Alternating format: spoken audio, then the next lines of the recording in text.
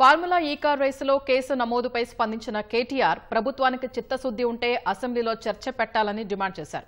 ప్రజలకు అన్ని వివరాలు వివరించేందుకు సిద్ధంగా ఉన్నట్లు కేటీఆర్ తెలిపారు. ఒకటే ప్రార్థన సార్, దయచేసి ఇవాళ ఇప్పుడే చెప్తా ఉన్నారు, నాకు మిత్రులు వచ్చి మా ఎమ్మెల్యేలు చెప్తా ఉన్నారు. నేను తమరిని రిక్వెస్ట్ చేస్తా ఉన్నా సార్, ఏదో శాసనసభ సమావేశాలు జరుగుతున్న సందర్భంగా నేను మిమ్మల్ని రిక్వెస్ట్ చేస్తా ఉన్నా సార్, ప్రభుత్వాన్ని కూడా కోరుతా ఉన్నా. నిజంగా ఈ ప్రభుత్వానికి చిత్తశుద్ధి ఉంటే, ఈ ప్రభుత్వానికి ఏమైనా ప్రజలకు వాస్తవాలు తెలవాలన్న విషయంలో వారికి ఏమైనా నిజంగానే ధైర్యం ఉంటే దయచేసి ఈ రేసులో ఏదో కుంభకోణం జరిగిందన్నారు కదా, దాని మీద చర్చ పెట్టండి. మొత్తం సమాధానం చెప్పడానికి నేను సిద్ధంగా ఉన్నానని చెప్పి మీ ద్వారా తెలియజేస్తా ఉన్నా.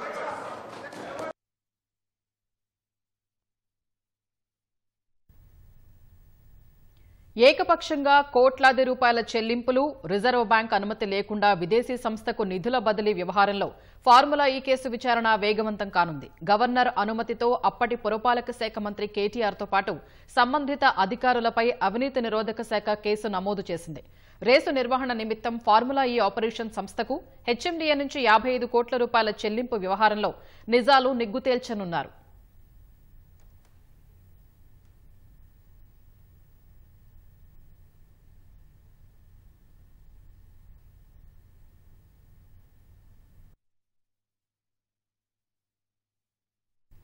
ఫార్ములా ఈ కార్ల రేసు వ్యవహారంలో ఉల్లంఘనలు జరిగాయని భావిస్తున్న రాష్ట్ర ప్రభుత్వం బాధ్యులపై చర్యలకు ఉపక్రమించింది. పోటీ నిర్వహణ సంస్థకు ఏకపక్షంగా చెల్లింపులు జరగడం, రిజర్వ్ బ్యాంక్ అనుమతి లేకుండా విదేశీ సంస్థకు నిధుల బదిలీ జరగడంపై దృష్టి సారించింది. ఈ వ్యవహారంపై కేసు నమోదు చేసిన అవినీతి నిరోధక శాఖ అక్రమాలపై నిగ్గు తేల్చనుంది. హైదరాబాద్లోని హుస్సేన్ సాగర్ చుట్టూ ప్రత్యేకంగా ఏర్పాటు చేసిన 2.8 కిలోమీటర్ల ట్రాక్లో 2023 ఫిబ్రవరి 10, 11 తేదీల్లో నిర్వహించిన మొదటి ఫార్ములా ఈ కార్ల పోటీకి దేశవ్యాప్తంగా అభిమానులు హాజరయ్యారు. అది విజయవంతం కావడంతో 2024 ఫిబ్రవరి 10న మరోమారు నిర్వహించాలని అప్పటి బీఆర్ఎస్ ప్రభుత్వం భావించింది.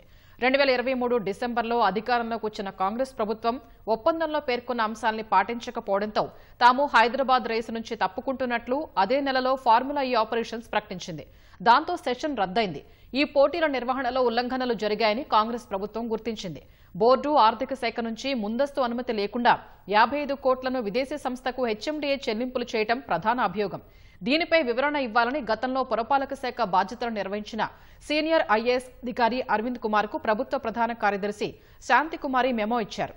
సీఎస్ మెమోకు సమాధానమిచ్చిన అరవింద్ కుమార్ ప్రక్రియ త్వరగా జరగాలన్న ఉద్దేశంతోనే చెల్లింపులు చేశామని, పురపాలక మంత్రిత్వ శాఖ ఆధ్వర్యంలోనే జరిగిందని వివరణ ఇచ్చారు.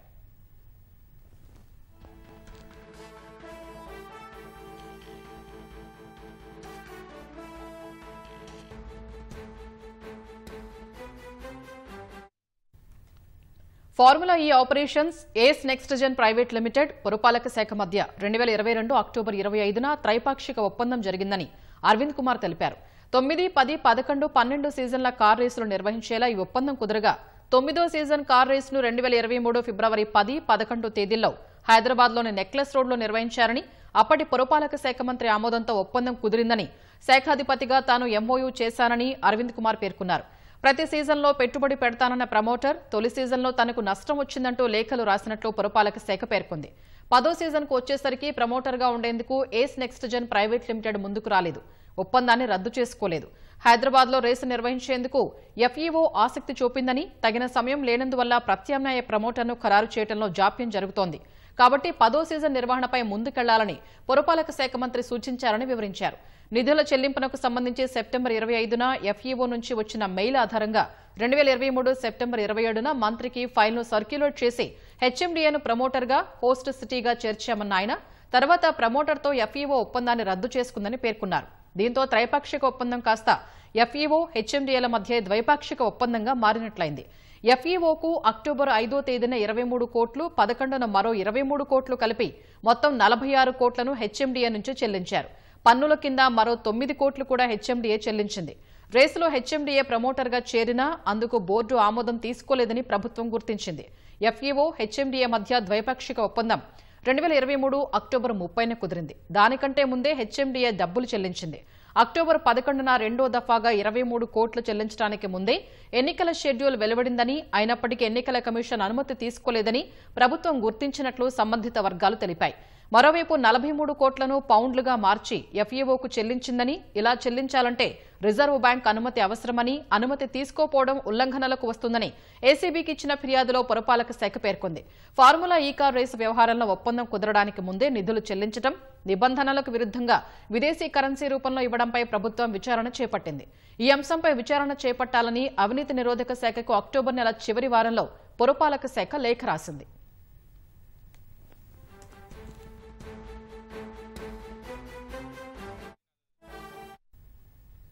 అటు హైదరాబాద్ నగర తెలంగాణ ప్రతిష్ట పెంచేందుకు ఫార్ములా ఈ రేసును తీసుకొచ్చేందుకు ఎంతగానో కృషి చేశామన్న అప్పటి పురపాలక శాఖ మంత్రి కేటీఆర్ తదుపరి సెషన్ నిర్వహణకు ఎలాంటి ఇబ్బందులు ఉండరాదన్న ఉద్దేశంతోనే తాము నిధుల చెల్లింపుపై నిర్ణయం తీసుకున్నామని తెలిపారు. పురపాలక శాఖ మంత్రిగా హెచ్ఎండీఏ వైస్ చైర్మన్ గా తాను అప్పటి హెచ్ఎండీఏ కమిషనర్ గా ఉన్న అరవింద్ కుమార్ కు ఆదేశాలు ఇచ్చినట్లు వివరించారు. హెచ్ఎండీఏకు చైర్మన్ గా ఉన్న అప్పటి ముఖ్యమంత్రి కేసీఆర్ అనుమతి కూడా ఉందని తెలిపారు. ఇందులో ఎలాంటి తప్పు లేదని, త్రైపాక్షిక ఒప్పందంలోని సంస్థ తప్పుకోవడంతో రేసు నిర్వహణ కోసం నిర్ణయం తీసుకున్నామని కేటీఆర్ పేర్కొన్నారు. ఎలాంటి ఉల్లంఘనలు చోటు చేసుకోలేదని, ఎక్కడా దుర్వినియోగం లేదని ఆయన వివరించారు. విచారణ కోరుతూ పురపాలక శాఖ నుంచి ఏసీబీకి లేఖ వచ్చినప్పటికీ బాధ్యులైన వారిపై కేసు నమోదు చేసి విచారణ జరపాలంటే వారి స్థాయిని బట్టి ప్రభుత్వం అనుమతి తీసుకోవాల్సి ఉంది. దీంతో అప్పటి పురపాలక శాఖ మంత్రి, ప్రస్తుత ఎమ్మెల్యే కేటీఆర్ పై ఎఫ్ఐఆర్ నమోదుకు అనుమతి కోసం గవర్నర్కు రాష్ట్ర ప్రభుత్వం లేఖ రాసింది.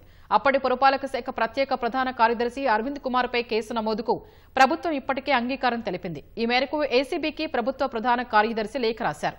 అప్పటి చీఫ్ ఇంజనీర్పై కేసు నమోదు చేసి విచారణ జరిపేందుకు పురపాలక శాఖ ముఖ్య కార్యదర్శి అంగీకారం తెలిపారు. రాష్ట్ర ప్రభుత్వ లేఖపై మొదట న్యాయ సలహా కోరిన గవర్నర్ విష్ణుదేవ్ వర్మ కేటీఆర్పై విచారణకు అనుమతి ఇస్తూ నిర్ణయం తీసుకోవడంతో ప్రభుత్వం తదుపరి చర్యలకు ఉపక్రమించింది. ఈ క్రమంలోనే ఏసీబీ కేసు నమోదు చేసింది.